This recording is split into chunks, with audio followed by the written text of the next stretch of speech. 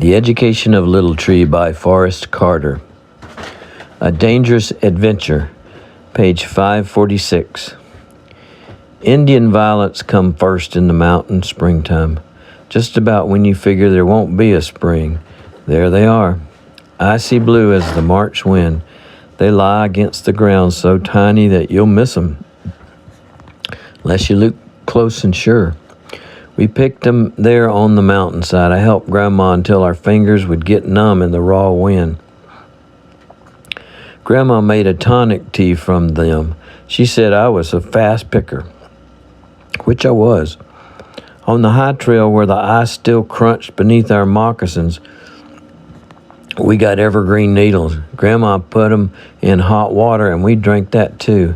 It is better for you than any fruit and makes you feel good. Also, the roots and seeds of skunk cabbage. Once I learned how I was the best at acorn gathering. At first, I would take each acorn as I found it to Grandma's sack, but she pointed out that I could wait until I got a handful before I run to the sack. It was easy for me being so close to the ground, so that I soon was able to get more acorns in the sack than Grandma. She ground them up into a meal that was yellow gold and mixed hickory nuts and walnuts in the meal and made bread fritters, which there has never been anything to taste like. Sometimes she had an accident in the kitchen and spilled sugar in the acorn meal. She would say, "Darn me, little tree, I spilt sugar in the acorn meal." I never said anything, but when she did that, I always got an extra fritter. Me and Grandpa was both pretty heavy acorn fritter eaters. Then sometimes there in late March, after the Indian violets had come, we would be gathering on the mountain and the wind, raw and mean, would change for just a second. It'd touch your face as soft as a feather. It had an earth smell. You knew springtime was on the way then. The next day or the next, you'd commence to hold your face out for the feel. The soft touch would come again. It would last a little longer and be sweeter and smell stronger. Ice would break and melt on the high ridges, swelling the ground and running little fingers of water down into the spring branch. Then yellow dandelions poked up everywhere along the lower hollow, and we picked them for greens, which are good when you mix them with fireweed greens, poke salad, and nettles. Nettles makes the best greens, but have little tiny hairs on them that sting you all over when you pick them.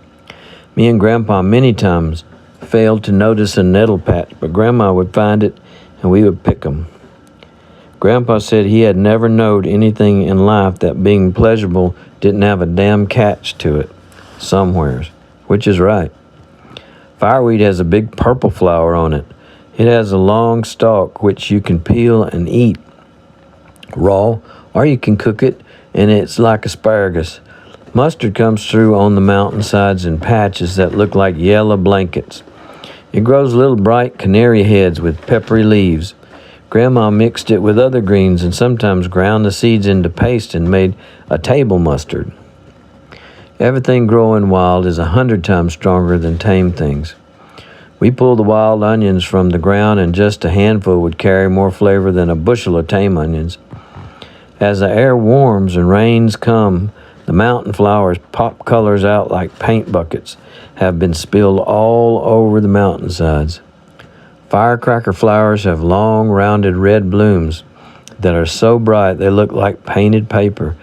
The harebell pushes little bluebells dangling on stems as fine as vines from amongst the rocks and crevices. Bitterroot has big lavender pink faces with yellow centers that hug the ground, while moonflowers are hidden deep in the hollow, long-stemmed and swaying like willows with pink-red fringes on top. Different kinds of seed are born at different body heats in Monala's womb. When she first begins warming, only the tiniest flowers come through, but as she warms more, bigger flowers are born, and the sap starts running up in the trees, making them swell like a woman at birthing time till they pop open their buds. When the air gets so heavy it's hard to breathe, you know what's coming. The birds come down from the ridges and hide in the hollows, and in the pines heavy black clouds float over the mountain, and you run for the cabin. From the cabin porch, we would watch the big bars of light that stand for a full second, maybe two on the mountaintop, running out feelers of lightning wire in all directions before they're jerked back into the sky. Cracking claps of sound so sharp you know something has split wide open. Then the thunder rolls and rumbles over the ridges and back through the hollers. I was pretty near sure a time or two that the mountains was falling down, but Grandpa said they wasn't, which of course they didn't. Then it comes again and rolls blue fireballs off rocks on the ridge tops and splatters the blue in the air. The trees whip and bend in the sudden rushes of wind, and the sweep of heavy rain comes thunking from the clouds in big drops, letting you know there's some real frog-strangling sheets of water coming close behind. Folks who laugh and say that all is known about nature and that nature don't have a soul spirit have never been in the mountain spring storm. When she's birthing spring, she gets right down to it, tearing at the mountains like a birthing woman clawing at the bed quilts. If a tree has been hanging on, having weathered all winter winds, and she figures it needs cleaning out, she whips it up out of the ground and flings it down the mountain. She goes over the branches of every bush and tree, and after she feels around a little with her wind fingers, then she whips them clean and proper of anything that is weak. If she figures a tree needs removing and won't come down from the wind, she just whams, and all that's left is a torch blazing from a lightning stroke. She's alive and painting, you'll believe it too. Grandpa said she was, amongst other things, tidying up any afterbirth that might be left over from last year, so her new birthing would be clean and strong. When the storm is over, the new growth, tiny and light, timid green, starts edging out on the bushes and tree limbs. Then nature brings April rain. It whispers down soft and lonesome, making mists in the hollows and on the trails where you walk under the drippings from hanging branches of trees. It is a good feeling, exciting, but sad too in April rain. Excuse me, Grandpa said he always got that kind of mixed up feeling. He said it was exciting because something new was being born, and it was sad because you know you can't hold on to it. It will pass too quick. April wind is soft and warm as a baby's crib. It breathes on the crabapple tree until white blossoms open out, smeared with pink. The smell is sweeter than honeysuckle and brings bees swarming over the blossoms. Mountain laurel with pink-white blooms and purple centers grow everywhere, from the hollows to the top of the mountain, alongside of the dog-tooth violet that has long, pointed, yellow petals with a white tooth hanging out. They always look to me like tongues. Then, when April gets its warmest, all of a sudden the cold hits you. It stays cold for 4 or 5 days. That is to make the blackberries bloom, and is called blackberry winter.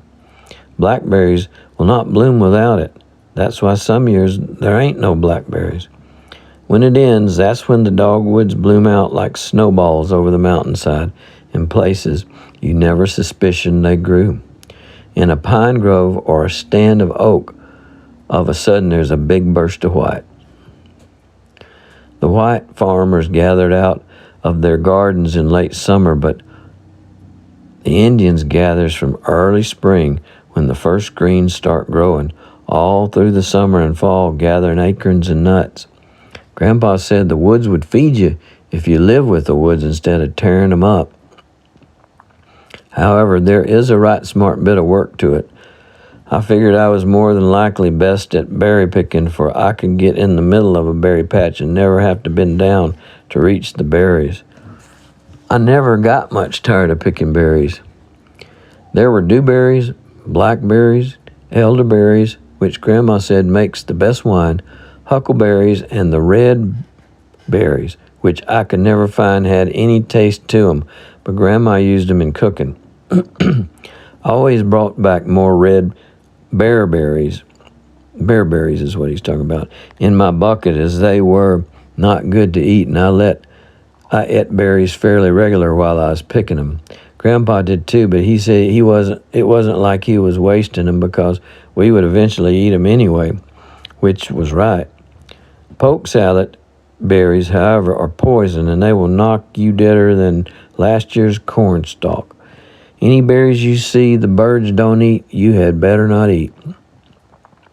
During berry picking time, my teeth, tongue, and mouth was a pretty continual deep blue color. When me and Grandpa delivered our wares, some flatlanders around the crossroads store remarked that I was sick. Occasionally, a new flatlander would get worked up about it when he saw me. Grandpa said they showed their ignorance of what a berry picker had to put up with, and I wasn't to pay any attention to him, which I didn't. The birds had a trick about wild cherries. Along about July, the sun would have been, on the cherries just enough.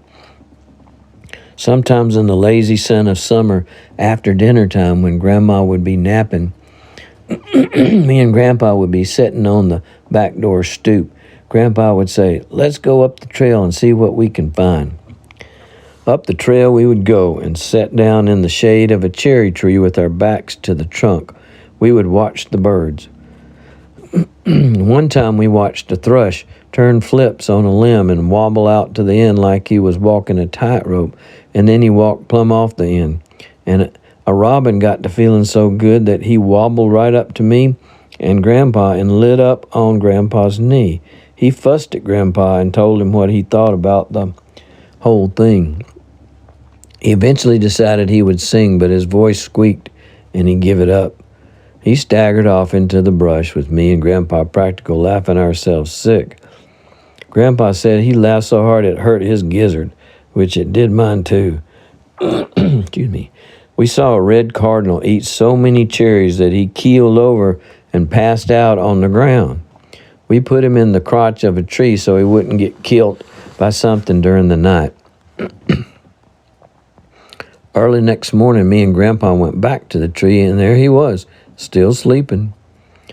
Grandpa punched him awake, and he got up feeling mean. He flew down at Grandpa's head a time or two, and Grandma had to slap at him with his hat to make him go on. He flew down to the spring branch and stuck his head in the water and taking it out and puffed and spewed and looked around like he was personally going to whip the first thing he saw. Grandpa said he believed that old cardinal held me and him personally responsible for his condition, though Grandpa said he ought to know better. Grandpa said he had seen him before. He was an old-time cherry eater. Every bird that comes around your cabin in the mountains is a sign of something. That's what the mountain folks believe, and if you want to believe, you can, for it's so. I believed, so did Grandpa. Grandpa knew all the bird signs. It is good luck to have a house wren live in your cabin.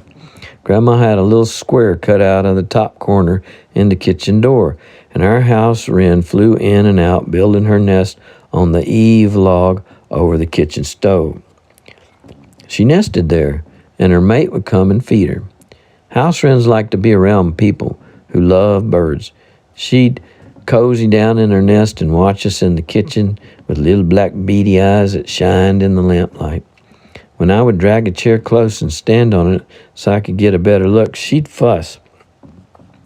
But she wouldn't leave her nest. Grandpa said she loved to fuss at me. It proved to her that she was more than likely more important in the family than I was. Whippoorwills start singing at dusk. They get their name from their call, for that is what they say, whippoorwill, over and over. If you light the lamp, they will move closer and closer to the cabin and will eventually sing you to sleep. They are a sign of night peace and good dreams, Grandpa said. The screech owl hollers at night and is a complainer. There's only one way to shut up a screech owl. You lay a broom across the open kitchen door. Grandma done this, and I've never seen it fail. The screech owl will always stop complaining. The jory only sings in the day, and he is called jory because that is all he ever sings, jory, over and over. But if he comes close to the cabin, it's a certain sign that you will not get sick at all for the entire summer. The blue jay playing around the cabin means you are going to have plenty of good times and fun. The blue jay is a clown and bounces on the ends of branches and turns flips and teases other birds. The red cardinal means you're going to get some money, and the turtle dove don't mean to mountain folk what they mean to a sharecropper. When you hear a turtle dove, it means that somebody loves you and has sent the turtle dove to tell you. The mourning dove calls late at night and never comes close. He calls from back in the mountain, and it is a long, lonesome call that sounds like he is mourning. Grandpa said he is. He said if a feller died and didn't have anybody in the whole world to remember him and cry for him, the mourning dove would remember and mourn.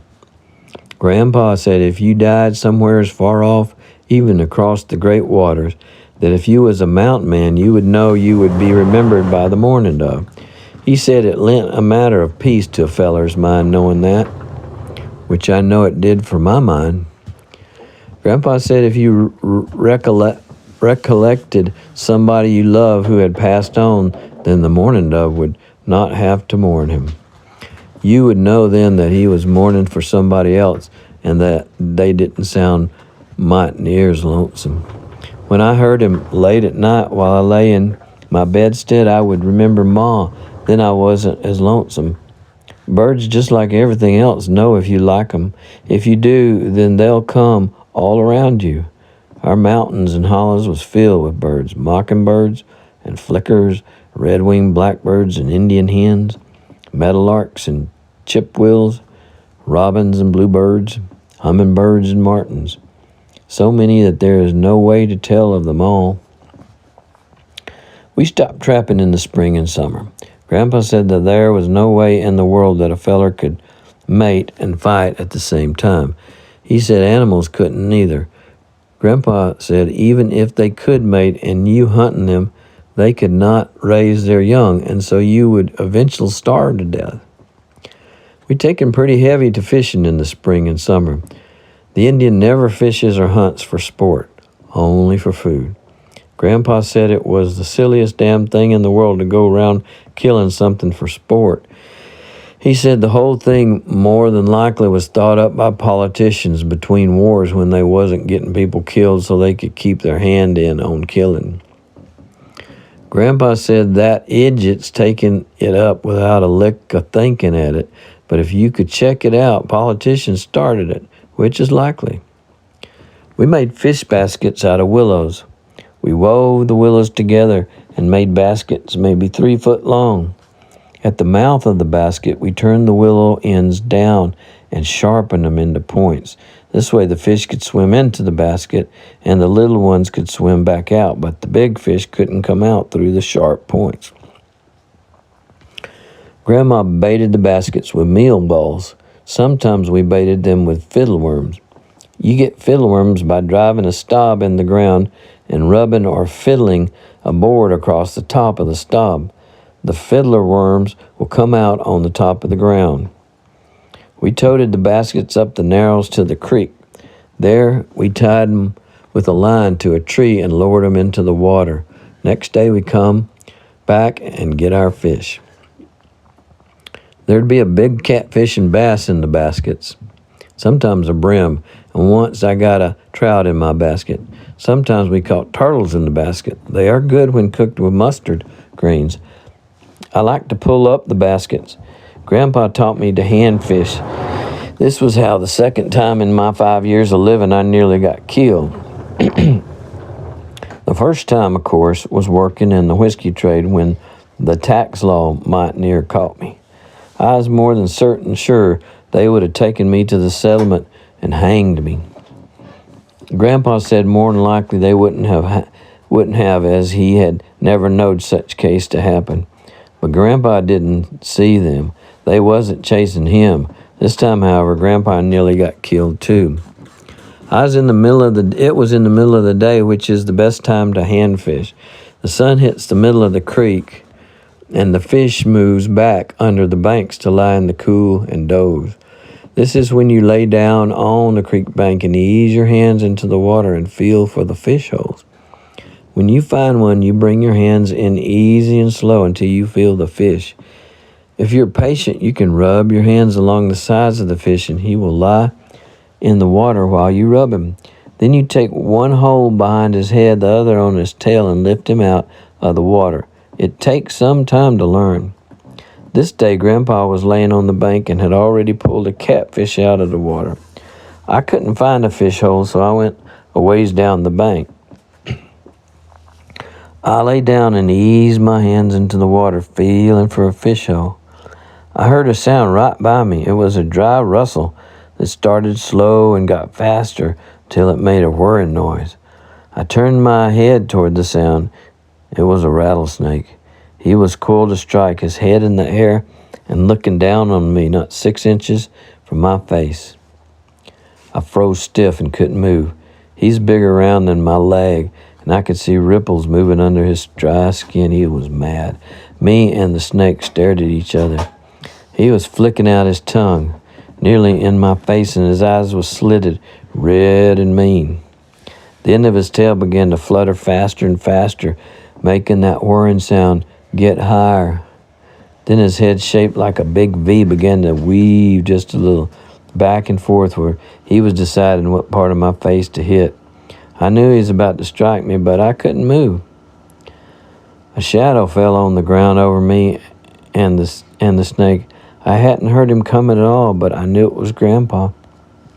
Soft and easy, like he was remarking about the weather. Grandpa said, "Don't turn your head. Don't move, little tree. Don't blink your eyes," which I didn't. Snake raised his head higher, getting ready to hit me. I thought he would not stop raising up. Then of a sudden, Grandpa's big old hand come between my face and the snake's head. The hand stayed there. The rattler drew up higher. He began to hiss and rattle a solid whirring sound. If Grandpa had moved his hand or flinched, the snake would have hit me square in the face. I knew it too, but he didn't. The hand stayed steady as a rock.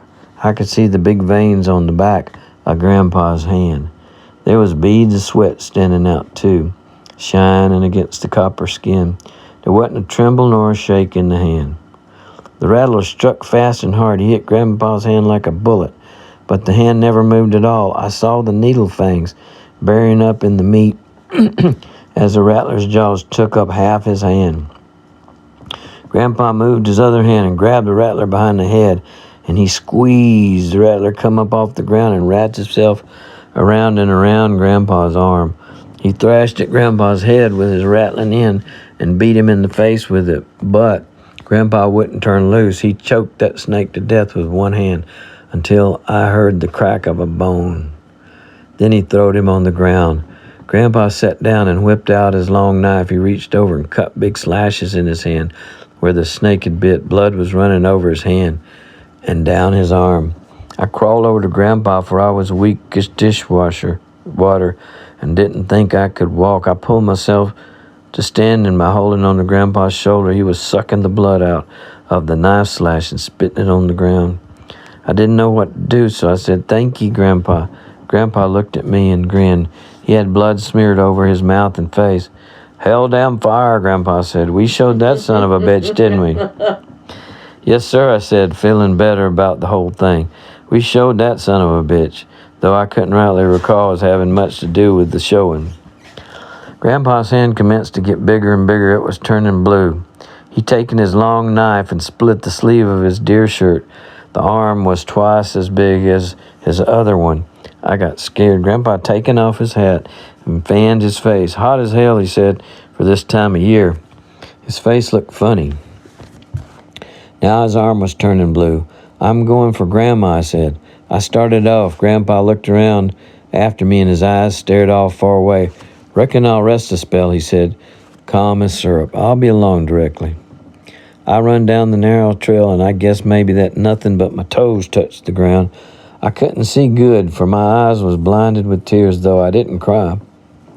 When I turned onto the hollow trail, my chest was burning like fire. I commenced to fall down, running down the hollow trails, sometimes in the spring branch, but I scrambled right up.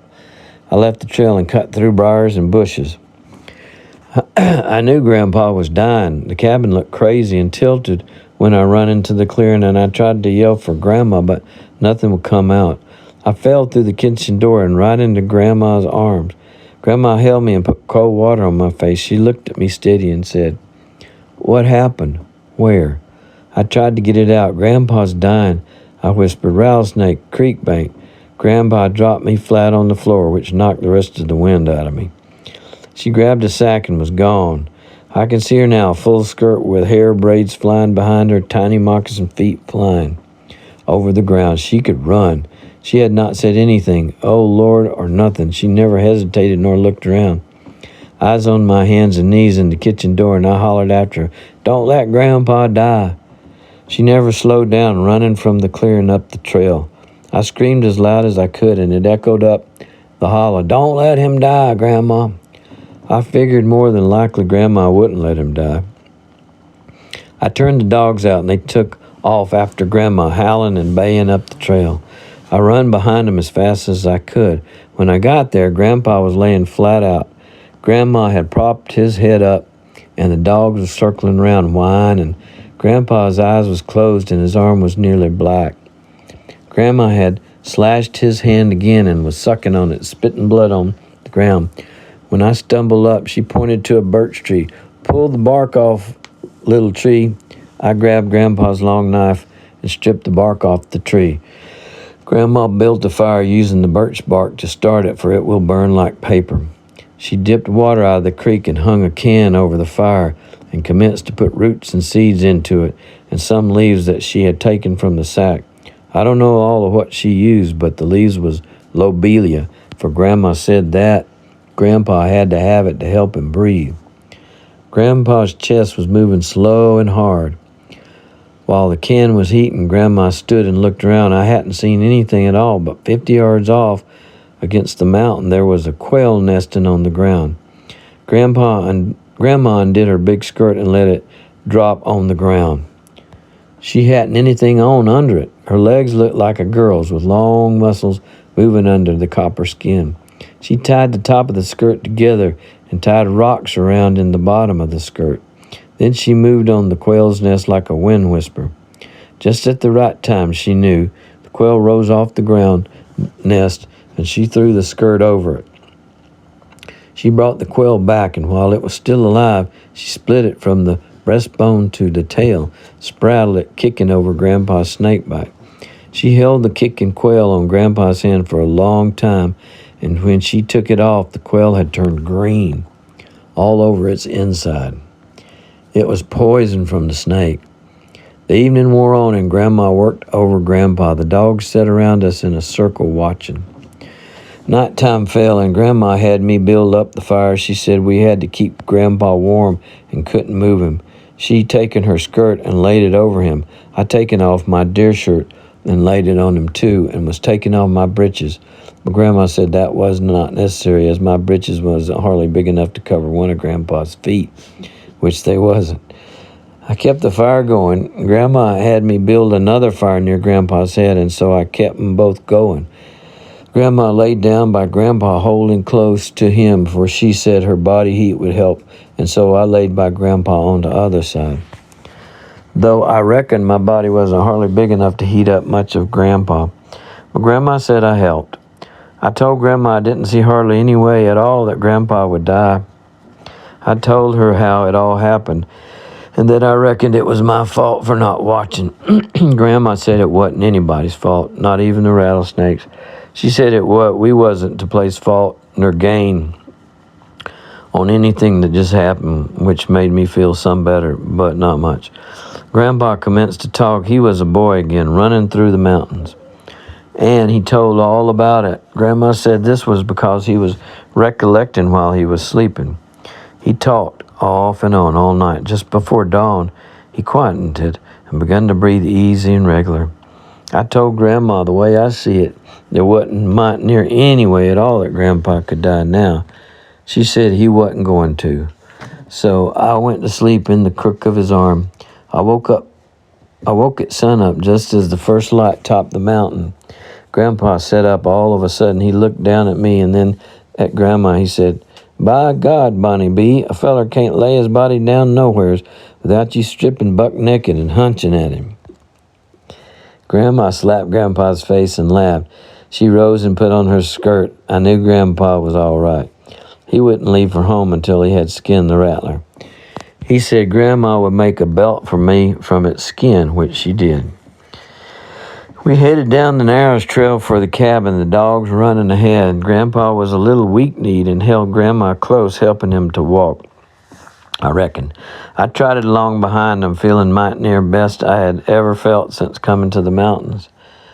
Though Grandpa never mentioned putting his hand between me and the snake, I figured next to Grandpa, more than likely, Grandpa kenned me more than anybody else in the world, even Blue Boy. End of chapter.